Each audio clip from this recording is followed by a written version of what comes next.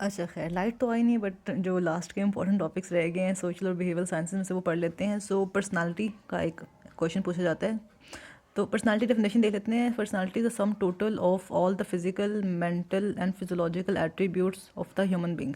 किसी भी पर्सन की जो फिजिकल, मेंटल और फिजियोलॉजिकल एट्रीब्यूट्स उनके सम को हम पर्सनालिटी कंसिडर करते हैं, ठीक है। फिर कंपोनेंट्स फिर पर्सनालिटी के क्या हो गए, एक तो उसका फिजिकल कंपोनेंट है, एक इमोशनल कंपोनेंट है, एक इंटेलिजेंस है और एक बिहेवियर है। ये 4 कंपोनेंट्स हैं पर्सनालिटी के। इसके अलावा टाइप्स ऑफ पर्सनालिटी में 3 टाइप्स हैं, एक्सट्रोवर्ट पर्सनालिटी, इंट्रोवर्ट पर्सनालिटी और मिक्स्ड पर्सनालिटी, जिसमें एक्सट्रोवर्ट कंपोनेंट भी है और इंट्रोवर्ट कंपोनेंट भी है। तो जो एक्सट्रोवर्ट पर्सनालिटी होती है वो कैसी होती है, it is dashing, practical, active, showing off and easily mixes with others. काफ़ी सोशल होते हैं, ठीक है। Dashing, practical, active, showing off and easily mixes with others. Introvert personality कैसी होती है, they are reserved, they are shy and they generally keep to themselves, मतलब वो अपने आप में रहते हैं, ज़्यादा बात नहीं करते, ज़्यादा घुलते मिलते नहीं। तो reserved, shy and generally keep to themselves. ये बात होगी पर्सनालिटी की। फैमिली का टॉपिक भी इंपॉर्टेंट है। फैमिली की डेफिनेशन देख लेते हैं कि it's a group of intimate people who are emotionally involve with each other and they are related either by blood, marriage और adoption and are responsible for the reproduction and rearing of children and living together. तो ये definition है इसकी कि group of intimate people emotionally involve and related by marriage, blood और adoption and responsible for reproduction and rearing of children and living together.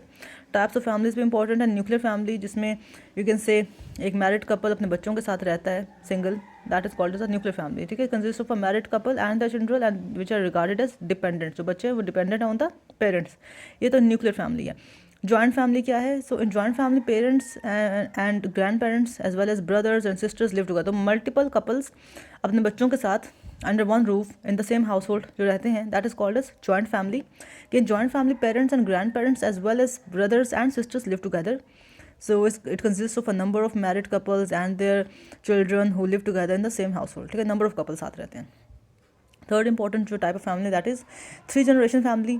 इसमें हम ये concept लगाते हैं कि when young couples are unable to find separate housing accommodation and they continue to live with their parents and have their own children, that is called the third generation family. जब young couples अपने लिए अलग घर ना afford कर सकते हो और अपने पेरेंट्स के साथ रहें और सब बच्चे ही पैदा करें, that is called third generation family. तो it refers to the household where there are representatives of 3 generations, ठीक है। तो ये 3 इंपॉर्टेंट टाइप्स हैं फैमिलीज़ की, nuclear family, joint family and 3 generation family. इसके अलावा हम ब्रोकन फैमिली और प्रॉब्लम फैमिलीज़ का भी कॉन्सेप्ट एक स्टडी करते हैं। तो ब्रोकन फैमिली उससे कहते हैं जिसमें या तो एक पेरेंट या तो पेरेंट्स डाइवोर्स्ड हो या फिर एक या दोनों पेरेंट्स की डेथ हो चुकी हो। So a broken family is the one where the parents have separated or where death has occurred of one or both the parents. ये बात होगी। फिर प्रॉब्लम फैमिली का कॉन्सेप्ट है। प्रॉब्लम फैमिली का ये कॉन्सेप्ट है, they are those families which lag behind the rest of the community, जो प्रिमिटिव सी फैमिलीज होती हैं, अनइवॉल्व फैमिलीज होते हैं। These families the standard of life are generally far below the accepted minimum and parents are unable to meet the physical and emotional needs of the children, ठीक है। और इसीलिए बच्चों में prostitution, crime and vagrancy common होती है। तो ये डिफरेंट टाइप्स ऑफ फैमिलीज़ की बात होगी। लर्निंग का कॉन्सेप्ट भी इंपॉर्टेंट है। लर्निंग की डेफिनेशन यही है कि इट्स अ रिलेटिव और परमानेंट चेंज इन बिहेवियर, ठीक है। रिलेटिव और परमानेंट चेंज इन बिहेवियर इसकी डेफिनेशन है।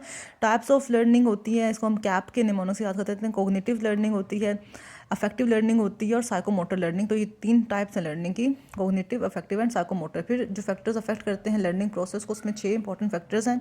एक तो इंटेलिजेंस कितनी है बच्चे की, वो अफेक्ट करेगी। एज, जिस एज पे कोई चीज़ सीख रहा है, कोई स्किल सीख रहा है, एज अफेक्ट करेगी। लर्निंग सिचुएशन अफेक्ट करेगी।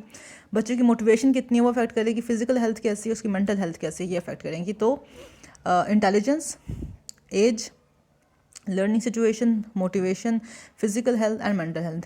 Intelligence, age, learning situation, motivation, physical and mental health, ये अफेक्ट करते हैं फैक्टर्स जो लर्निंग को अफेक्ट करते हैं। तो इस chapter social and behaviour science में जो इंपॉर्टेंट टॉपिक्स है मैंने करवा दिए हैं और बस that is it for now.